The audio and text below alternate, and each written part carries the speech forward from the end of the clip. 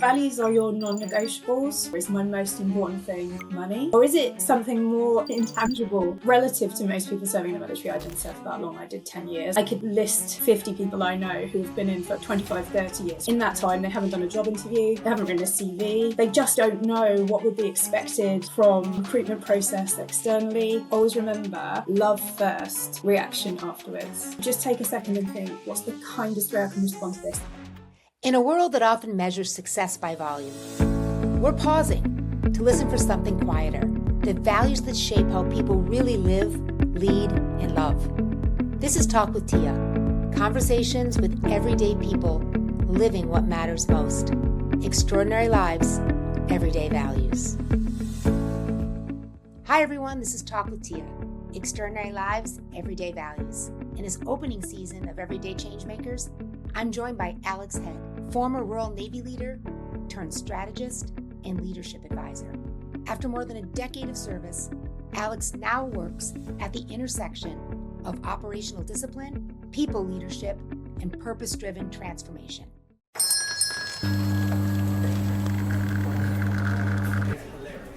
Hi, Alex. I'm so happy to have you here today. I just thought maybe we could start by just giving us a little background, day in the life of Alex. Doesn't have to start with your titles or your work, but just you. Hi, Tia. Yeah, thank you so much for having me today. God, a day in the life of Alex. I'm HR. I do talent management, and so apart from running around after my two small children, which obviously takes up a good amount of my time, Yes. I am all about sort of how I can make people's lives better at work. So most of my day-to-day is spent in doing the small little incremental things that you hope are going to make a long-term impact. But yeah, getting involved where I can with people change projects, supporting people. I do a lot of supporting people, hopefully talking to people about how they can be more confident at work, giving them some signposting about development, how they can better succeed in the workplace and feel more confident and comfortable. So just to kind of hop right into what we're talking about today, if you had to define personal values, do you have a personal definition? Yeah, I think this is a really interesting question, actually. So for me, I think values are your non-negotiables. So when you get into a situation, obviously you'll always be provided with a huge amount of things that could or could not happen. And to me, your values are the things that are absolutely the lines you won't step over. So will I go and work for this employer? What's my baseline here? Is my most important thing money? Because for some people it is. Or is my most important thing hours? Or is it something more intransigent than that? That was good. Yeah. Intangible. That's something like a feeling or the culture or how you're treated or how you're spoken to. And all of that, I think, wraps into values and what you will accept as a person and what will make you happy. There's a big element of happiness, I think, related to values. I like that definition. I like the non-negotiables. You know, people, Yeah. I've actually, no one's defined it in that exact way to me before. And I really like that because I think it should be in many ways the non-negotiables because you got to be true to yourself. So if you had a few, just two or three that immediately come to mind of named values that kind of are front and center kind of in your everyday life, do you have a few? So I quite like candor. Oh, I like bringing and receiving. I like people to be very clear with their definition of what's expected of me, but similarly, I like to be very clear with the people around me. I think it's very helpful value to hold yourself to is always having some level of candor in what you do and how you conduct yourself, professionally and personally, to be honest. yeah. And some of that I think comes from my background. So because I have a military background, I'm used to people being very clear. And that's something I find hard to navigate. Now I'm not in the military anymore, is when people aren't very clear about what expectations are, what the relationship is, how you're going to interact going forward with a person or where the lines are drawn. Right. So yeah, I think candor is a big one for me.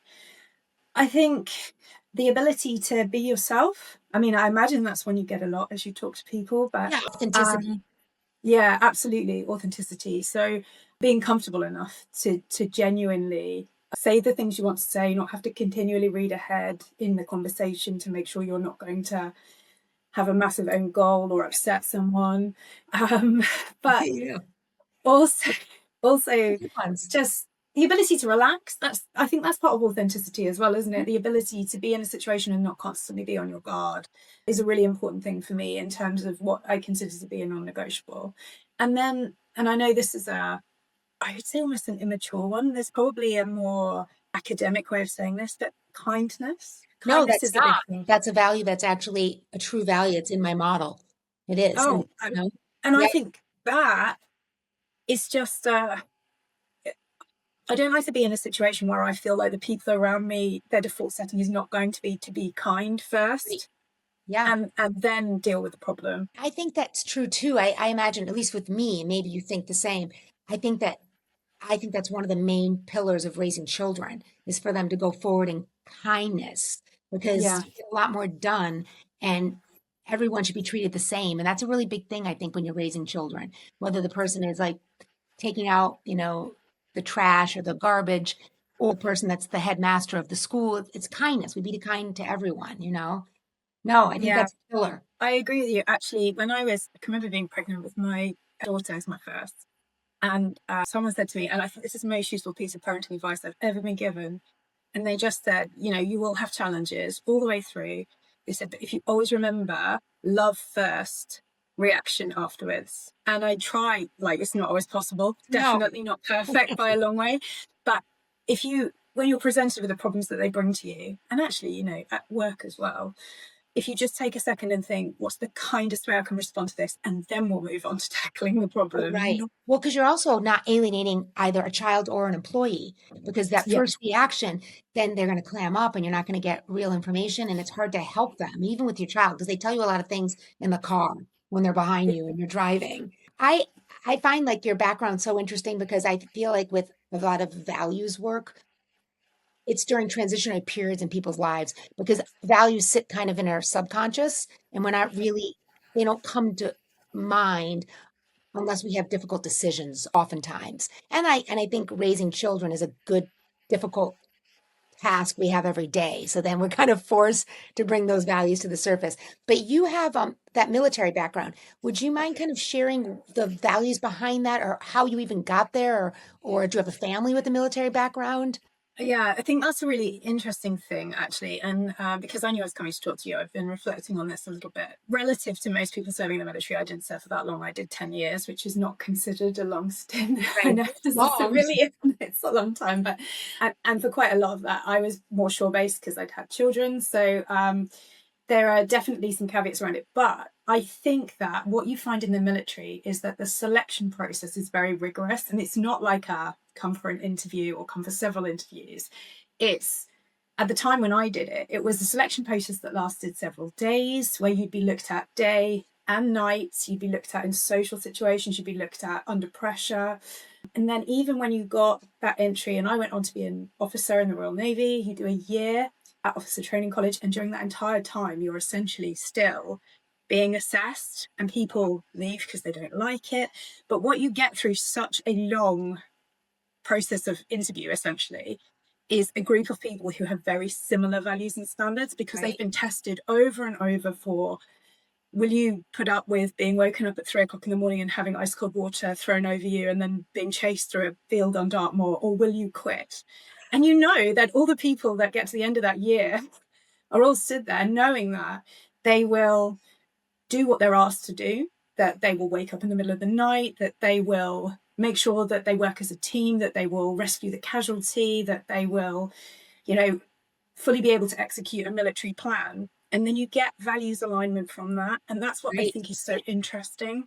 And you So get group dynamics. I mean, you really create you, these close knit group because you're going through this like you boot do. camp essentially Yeah, essentially. Yeah. together. So you get this singularity of thought, which is quite individual. I've never really seen it anywhere else outside since I've left because you don't put people together in those stressful situations. Then obviously you leave and there are more things that will continue to test that. But what was so interesting about that process of taking people on, selecting them, training them, and ensuring that only the people that then went on to serve was that you had made sure that their bottom line was essentially, if I'm asked to do something, I will do it. And I will understand that the person who's asking me knows better than me, and I will get on with that. And I'm not saying unquestioningly, but Right, right. generally speaking, you'll execute the order. And that's what you're looking for through military service, is people who can deal with that sort of very direct way of ordering, which sort of takes us back to what I was saying about candor. Now I've Yeah, left, that I still like to have clear instructions. I like to know, you can do this, you can't do this, you need to deliver this by this point, this needs to have happened by here. But yeah, you get this sort of in group think almost, yeah. where you could test anybody who's been through that group and you would find very similar, I think, ultimate values. Can in that kind of circumstance when you're in the military and if there are certain things that you just don't agree with or you're on a mission or somebody's not pulling their weight, are you able to communicate those things as well? Or is it just you follow the orders and there's not a lot of, I mean, like you're going to complete this, but when there is an issue, because there's always people issues, and there's always Yeah. that maybe aren't on board fully, even if they were at first. Well, I think a lot of it is mitigated through the fact that you wouldn't be in that situation if you weren't prepared to live within the constraints. It's why Right. it's such an individual and unique situation, the dynamism that you get in a military community. And then going on from that, how those people go on and go back into society and what they look for in terms of ongoing careers, what they look for in terms of sense of belonging, because that's, I think that almost as a value in itself is something that you heavily select for through military training, is this, I belong to a mission, I belong to a cause, everything I do needs to provide a level of fulfillment. And then when people leave, they carry that with them, I think, more heavily than they realize when they go on to try and find civilian careers, Yeah. when they try and job hunt after that. And I see a lot of sort of messages from veterans who are going on to job hunt where they are saying, I want something with purpose. I don't just need a job. I want a job where I feel like I'm giving back. I want a job to feel like I'm contributing. I want to understand how I fit into a wider ecosystem of doing things that are, I would categorize as worthwhile, rather than I just need to pay my Yeah, mortgage. which is And that's interesting. really interesting. Which Yeah. is very interesting because I think that a lot of people who don't have maybe this military background, you're automatically getting meaning and purpose because you're doing this for a higher cause. You know, you're Yeah. defending your nation. Everybody knows they have their part. Was there something that gave you inspiration to go into the military though from the beginning? Did you know that you were going to do that? No. No, it wasn't the plan. I did several English degrees. I did two English degrees and was planning on being a lecturer at a university. Realised that that's actually really hard, and academics work very hard for not They very are much money. a lot of Uh, politics too in and academics. yes. And so I left, I got a job at a local college working in their library, which I think, even from the amount of time you've spoken to me, you can see was not a great career fit. And my line manager there said to me, she was like, and she was ex RAF actually, and she said, you should go and look at what the military can offer you and have a look at if it's the right fit for you. So I joined my local Naval Reserve unit at the time and went and did a year there as a trainee and just really enjoyed it a lot more than my regular job. So I decided to join full time. But again, that's similar, that's values alignment. That's her looking at me and saying, I can see you need something that's not being met here. Yeah, and Here she is saw a that better maybe you would solution. that would be a place where you fit in and you would thrive. Yeah, It's interesting because I exactly. was looking in your background, a little, information, have tons, and it's looked like right away you kind of worked a way into like kind of being working in almost PR. Like you kind of Yeah. carved out this HR communications role early on, which I find Uh, interesting. How did you do yeah. that? So this is not a very I mean, I think it's widely recognised in the Navy that there isn't a huge amount of gender representation. And when I was serving, there were, I think, statistically, one woman for every 10 men.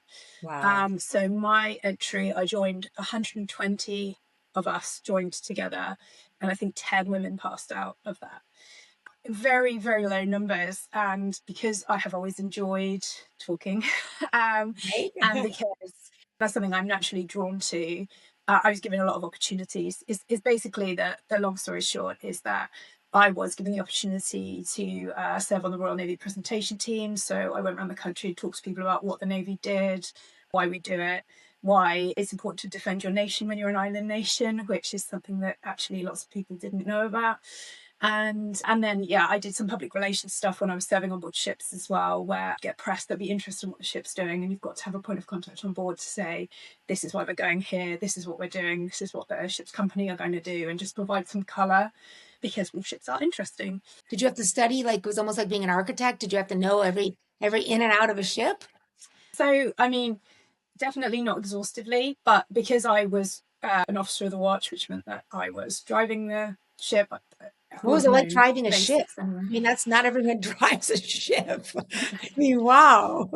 Um, yeah, no, I mean it was a great experience at the time, and it was something that I really enjoyed while I was doing it. But yeah, just not compatible once I had a small family No, anymore. So no. And is that why you made the transition out essentially? Because then, yeah, so I had the two. Obviously, you can tell by their ages. I had the children in quite quick great. succession. And as a result, I went from maternity leave and then I was pregnant again. So I needed, in addition to the fact that I'd had a maternity leave where I needed somewhere safe and shoreside to be, which at the time was the policy in the Navy, was that you would get what's called landed. So you'd be put on a shore base so you could work on a desk. I then came back pregnant, so I had the same thing again. So by that point, I had done over a year, a bit longer in Navy personnel, so in the career management area. And then at that point, there was a decision to be made where it made more sense for me to stay in HR, continue to work in that space. My husband is still serving today, so Oh he wow. is Did you still guys meet then going when away. did you just meet Yes. on Yeah, the yeah. ship? No, in training actually. Wow. Okay. Yeah. So that must have been like, So I imagine that transition had to have been difficult though. what Still. from the Navy into Yeah. being a civilian? Into like private, just the private. Much harder than I had anticipated. Yeah, much harder. And I don't think I was very well prepared for it, which is one of the reasons why I still try and work with veterans who are leaving to try and help talk to them about what it's going to be like. Because if you think about, I say I did 10 years, Yeah. that's not considered very long. I could list 50 people I know who have been in for 25, 30 years who genuinely never had an experience of another employer. In that time, they haven't done a job interview, they haven't written a CV, they just don't know what would be expected from a recruitment process externally. And when I left, there wasn't a huge amount of support as to how that was going to happen for Right. me. So I don't want to say lucky, but in some ways I was lucky. The market at the time for people job hunting was very, very positive and easy to navigate. I ended up with several different options, which were all really good for me. But I think it can be very difficult. And one of those pieces is values alignment, is looking at a company and saying, what are you going to give me? How am I going to be treated? Is it going to feel familiar, or is it going to feel really, really different to what I've known in the Navy for 10, 20, 30 years? Is it going to look after me in the same way? And actually, I think it's empowering people to know what they can and can't do in an interview process as well. Because if you've never been through one before, you don't know. You can say, actually, I want to talk to somebody who's going to be at my level. I want to know what time they go home. I want to know, how often they're rung in the evening. I want to know, how does the pension work? How does the salary breakdown work? What do I need to do opt in and out for my benefits? Like military people have never had any of that stuff. So from No. an HR perspective, it's very powerful to sort of have somebody who can say, this is good, this is not great, you're going to want to do this is how you contribute to your Right. pension, all of that sort of stuff. And I mean, I imagine when you went into that job, though, you could bring a lot of organization right away to maybe certain departments, just at streamlining things and just like Yeah. kind of org charts and who people should be talking to or communicating with. And also, that's amazing that you coach other like veterans because I do think interview skills, especially if you can turn the interview around a bit and ask them questions, I think is super powerful. And as a military person, you're bringing experiences that they don't have. None of them have. Yeah. So I imagine that's interesting. You I know, think an appreciation of what someone from the military can bring to a civilian workplace is really it's quite hard to communicate to someone in the military because as we've talked about through that selection process, everybody that you've worked with for however many years you've been in is exactly the same as you. So you can say, you're super organized, you're always on time, you know, you're very punctilious, you're really great at getting your work done. They go, yeah, but so is everybody else. They have no idea that you could work somewhere where that's not the case. Exactly. And that genuinely in itself is quite a powerful thing to try and explain to people that what you're going to bring, the level of organization, unfazed you're going to be by things. You know, someone will come and go, oh, this is a disaster, and you'll go, you know, is it a disaster? Not Like, we're really. not we're not deploying for 9 months tomorrow. We'd probably be okay. Do you have like a support group then? And how do you reach out? Or you just it's kind of word by word of mouth that you kind of support these people? How do you do Mostly this? LinkedIn, but quite often people will message me and say, "Oh, I've spoken to this person who spoke to you before. Will you have a chat with me?" Or so. Yeah, it's definitely more ad hoc, but it's something that I'm always happy to do. But the further I get out, so I've been left for 5 years now, and the further you are removed, probably the less useful my information is at this stage Right, because right. I'm getting Well, further you also away. just, your the primacy and recency, now your recent memories of what's going on and how you're working in your everyday. What do you think? Do you have any kind of values, kind of not lapses, but times in your life where you felt like, especially maybe after leaving the military, or maybe while you were there, where you like didn't rely on them and you should have? Do you have anything that you can think about that where that's happened? Like just, I don't know, it's an experience in your life that maybe the listeners could think about when, maybe they're faced with some of these challenges. And sometimes we don't always make the right decisions. I'm with you, and this is why I think values are so important when you're job hunting, but also when you're making life decisions as well. I did take one role since I left the military, where I wasn't there for very long, where I just didn't have the values alignment with the organisation. I didn't like the way that the senior management spoke to the people below them. There was a lot of one rule for one group of people, a different rule for a different group of people. I was sort of felt very in the middle of Right. everything because as a newcomer, I think I could see more clearly than people who'd been there for longer that there was an issue. There wasn't a lot of buy-in to unpack any of the issues. And yeah, eventually I ended up leaving. So And I people just think basically know walking the talk, essentially, is what you were feeling. exactly. And I think so again, to go back to values that for me are non-negotiable. Yeah. So do you get to have some interactions then with like the C-suite in order to keep kind of, because I saw you gave like some values awards on Yes. LinkedIn, which I think is Yeah. interesting. I mean, you don't see that often. Oftentimes companies have like values posted on their walls, but they're not living them. They're not really showing behaviors attached to these values. That's what my business, I think I try to attach those behaviors to the values and then figure out those unconscious behaviors that are getting in the way. So, values in terms of our actual company values are a big part of what I do at Igloo. So, what we're trying to do at the moment is link all of our values to our internal promotion process and progression plans, but as well as that into our recruitment process. So, aligning candidates that come in with how well they align to our company values so we know how well they'll fit in when they get into the company. And then the Values Awards predates me joining actually, but is all about people who have shown our company values through, and you have to submit proper examples of when people have shown the values in order to be nominated. So it's a Wow. really lovely thing, but I think it also helps with that commonality of language. So the more you talk about it, the more people then reflect it in their I own absolutely agree. language. It's like a Yeah. vernacular. I say that with the model that I've built. It's amazing because you're organically basically kind of doing which is what I wanted to create for people because I feel like when people are living in and outside of work to their values, I think that feeling of unease and unhappiness goes away. I think people spend so much time trying to figure out why they're not happy. And I think if they sometimes go back to the basics. So when you were growing up, did you feel like you got your values, your initial values, and even maybe just obviously you must have been somewhat of an open spirit because when this woman, not everybody would be like, oh yeah, hey, join the military. You know what I mean? You're having this, I mean, it makes sense with your English degree that you're able to go into PR and then you're able to use all of those skills effectively. Eh, I mean, women tend to be better at that, they say, than men because they do something they call job crafting better. So it's almost like you were able to job craft. I don't know if you did it consciously, but these skills that you had.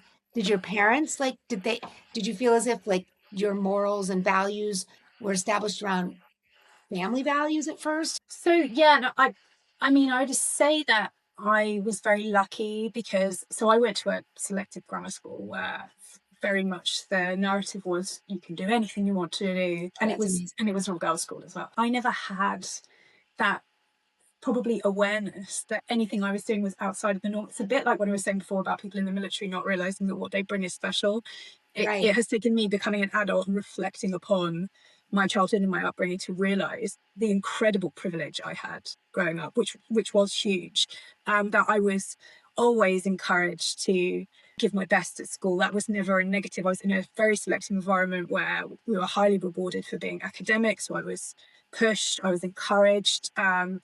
The narrative, particularly from my mum, was that, you know, if you want to do it, let's work hard towards it. Let's figure out how. I would love to give myself the credit to say that anything I've done is deliberate, but I think it's a lot more based on the fact that I like to make gut decisions and be quite spontaneous about my next move. That's interesting too, because I think that one thing I noticed, so going back to school, I was a lawyer in America, and then going back to school at 50 in the UK, and I was the one, like the only American in my course. And it was really interesting. There were ex-lawyers like myself, and there were some Olympic athletes, and organizational psychology tends to bring people from all ages, but maybe are going through career transitions. I mean, it's interesting.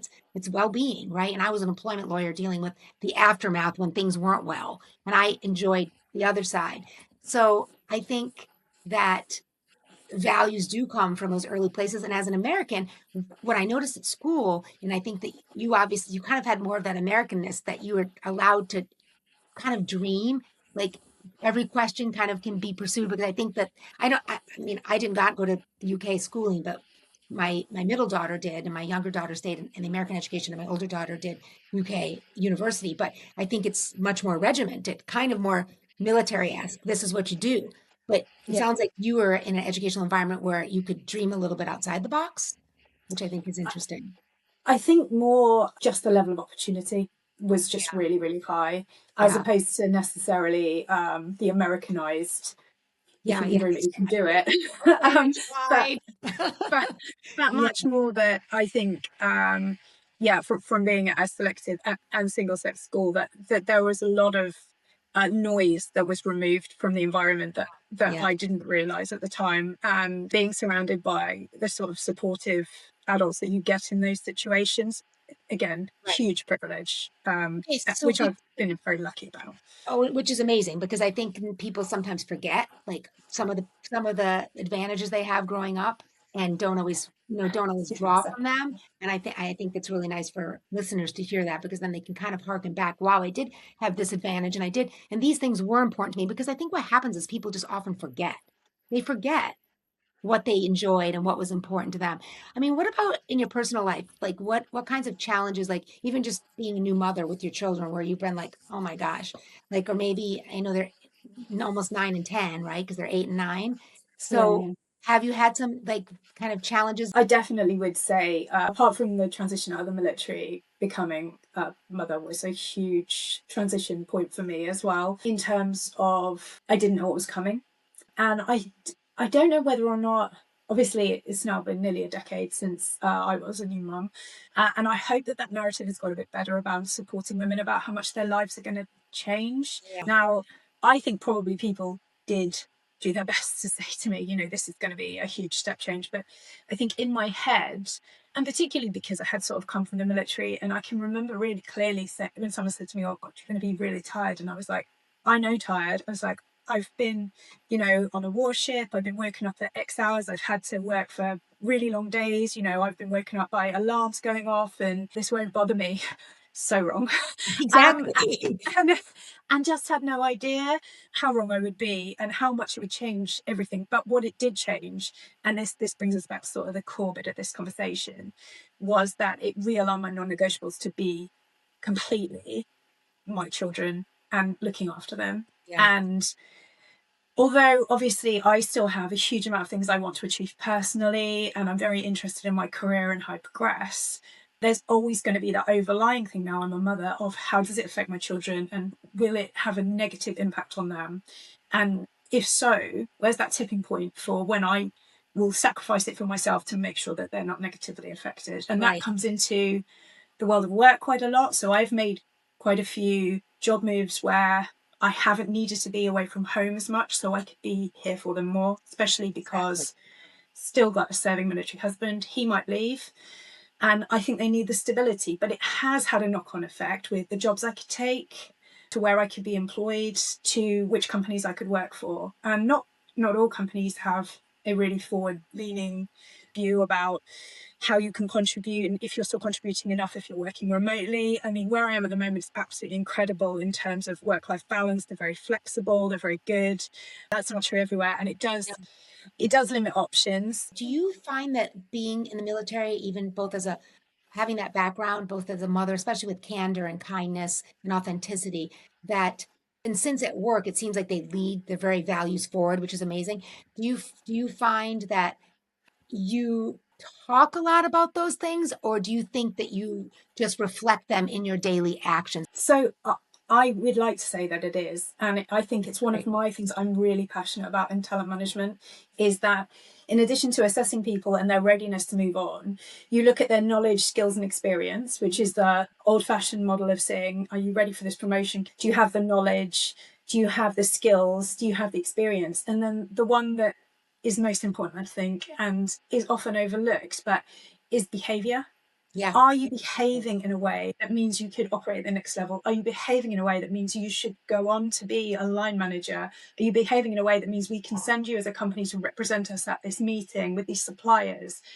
And that has to be part of a conversation around Yeah. people's development work, I but agree. also around their contribution, around how well they're doing as well. And that is the part of talent management that just absolutely lights me up, is talking about how do you assess that? How do you make sure that you're getting the right people that align to the values of your company and their personal values, so they're a good fit as well? Because there's this huge thing about not having people in your workplace that aren't happy to be there. It's very obvious, and Right. it immediately impacts everybody around them. So it's Agreed. really key to get in people that understand what your company's doing, understand what they're working towards, understand what the bottom line of the company is, as well as your bottom line. And does that align? And it's all about what we've been talking about is creating value driven roles, because I think if they have those requisite skills, knowledge, experience, you can upskill most of them, but you can't give Exactly. them roles that fulfill their values if they're not in line with what's going on. So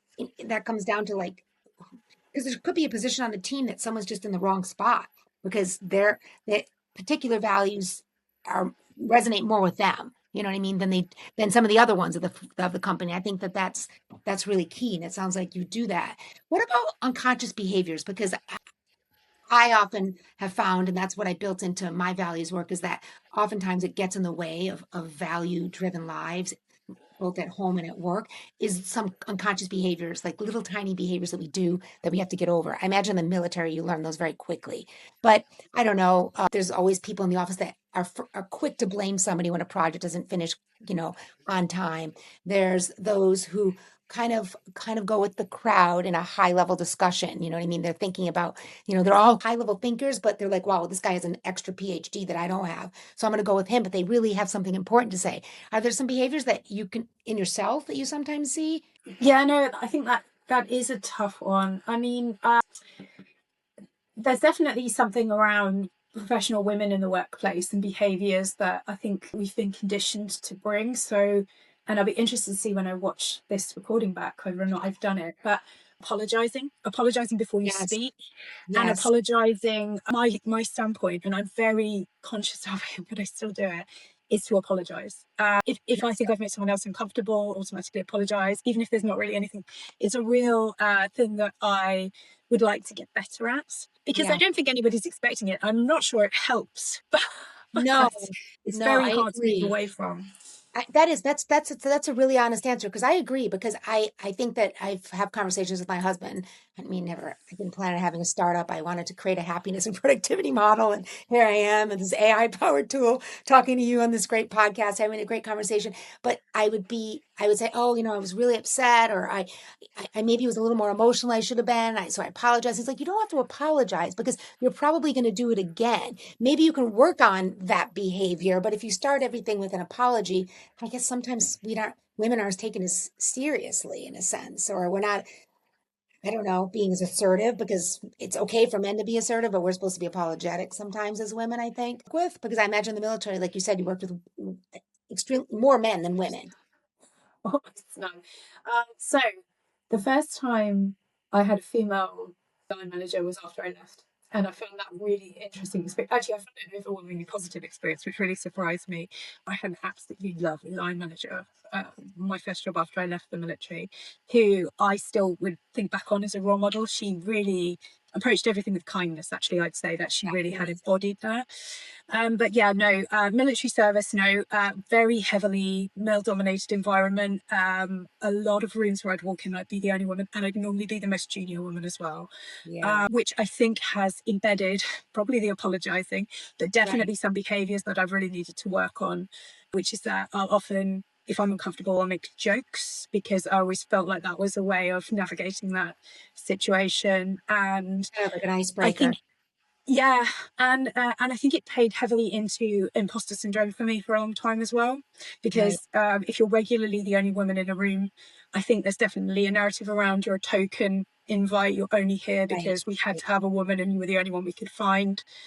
So for a while, and again, I think I'm probably there with this now. Hopefully, if I got asked the things, I'd think, what box am I ticking? Am I just here because there needed to be a woman? Right. But definitely not the industry I'm in now and not the company I'm at now. I think it actually employs more women than men. And I'm really in a situation where it is heavily gender biased either way, which is really nice, Yeah, that is. and That's really interesting enjoyable. because I mean, you just tick something that's important to me that I often give in like my spiels, which is the greatest thing about aligning people through values is you kind of are able to eliminate everything. And so you're kind of what you're saying here is really important because you did feel that position of being a token woman. So as a leader, it's really important for you when you have a minority or you know a woman or someone who's disabled that you already have an eye out for that, that you don't want them to feel like they're there because of that. Yeah, exactly. And I think that actually in HR, that's still quite a hard line to walk because you want to give a voice to people who don't always necessarily get a voice, but you also don't want to put people into the spotlight when they think, I've only been given this opportunity because there's a certain characteristic that you want Right. to showcase. Yeah. So it is a really hard line to walk along. I guess if we can get them in those value driven roles, then and people are going to start to they're going to start to shine, then I think that that can help with it. And I kind of feel like when people start to talk about some of like we just did with you know apologizing and some of our own kind of unconscious behaviors that we do, it kind of opens the door for other people to start thinking about, oh gosh, I sometimes I do that, and I don't know, it gets the conversation going. I guess I'll kind of wrap up here. Thanks, Alex. I hope you enjoyed the conversation. I think it was nice.